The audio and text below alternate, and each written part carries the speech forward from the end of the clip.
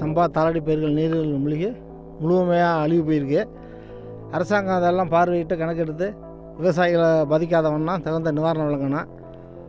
அங்கங்கே உள்ள வடிகால் வாய்க்கால்களை பழுதடைஞ்சிருக்குது. தலைமங்கலம் வடிகால் வாய்க்கால் பழுதடைஞ்சிருக்கு. அதெல்லாம் சீரஞ்சு கொடுக்கணும்.